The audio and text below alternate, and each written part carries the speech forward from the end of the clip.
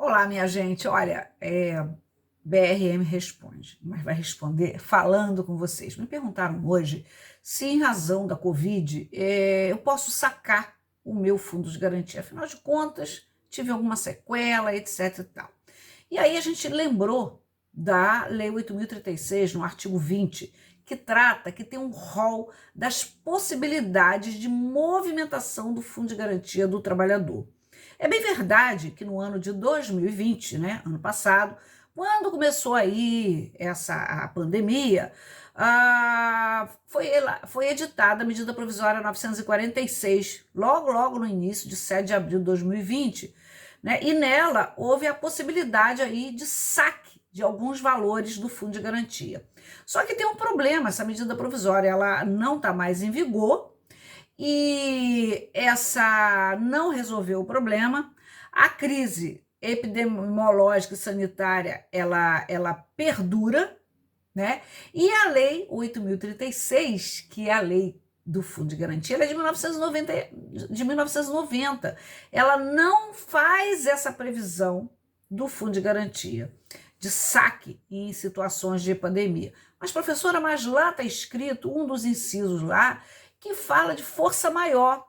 Gente, mas força maior é relacionado à empresa. Quando a empresa tem uma situação de força maior, que inclusive a Lei 14.020 já disse que a pandemia não é situação de força maior para efeito de responsabilização do Estado, ou seja, nem é facto príncipes, o trabalhador não pode fazer a movimentação do fundo de garantia. Ah, mas se ele foi mandado embora? Pode.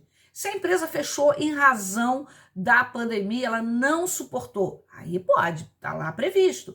Encerramento das atividades, de agência, de filial, de parte, de setor, aí o empregado pode fazer a movimentação do fundo de garantia dele.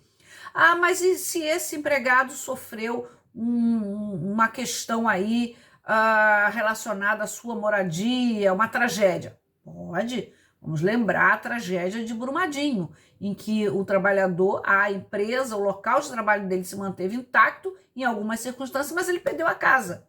Então, essa é uma possibilidade, sim, de movimentação do fundo de garantia. Outra possibilidade, claro, é aquelas mais comuns que todos nós conhecemos, que é quando esse empregado ele é demitido sem justa causa, quando ele postula uma rescisão indireta do seu contrato de trabalho, ou seja, por culpa patronal, quando há uma culpa recíproca, né? Quando ele faz o acordo também com o seu empregador, esse acordo que veio agora com a lei 14.000, com a lei 13.467, a chamada reforma trabalhista, situações de portadores do vírus do HIV dele e de algum dependente seu, doenças graves em estágio terminal, que ele pode também sacar o fundo de garantia, situação de câncer desse trabalhador e aquelas hipóteses de movimentação do fundo de garantia para a utilização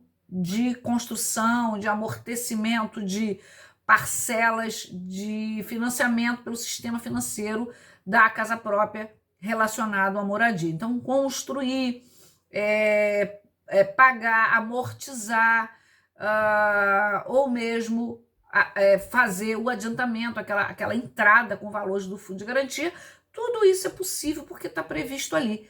Mas o Covid não trouxe essa possibilidade de movimentação de forma definitiva do fundo de garantia nos termos da Lei 8.036 de 1990. E mesmo as normativas transitórias, né, a Lei 14.020, a medida provisória 927 e 936, que foi transformada na Lei 14.020, né, mesmo a medida provisória 946, que trouxe para o enfrentamento aí da pandemia, que instituiu, né, o saque temporário. Mas vamos lembrar que também na era lá atrás de Michel Temer, em razão da crise que assolava o país e continua assolando por outras razões, também houve uma possibilidade lá atrás de alguns saques de alguns valores, não o valor total, da conta vinculada do trabalhador. Então vamos lembrar que a conta vinculada é do trabalhador. E um outro detalhe que muita gente me pergunta, é descontado do meu salário o fundo de garantia? Não, o 8% não é descontado. Quem paga esse valor é a empresa, mas nem a empresa pode movimentar ao bel ou prazer e nem o trabalhador pode fazê-lo à sua vontade ou à sua necessidade, salvo as hipóteses previstas na Lei 8.036, artigo 20, e as normativas transitórias, ok? Então fica aí para vocês essa resposta importante.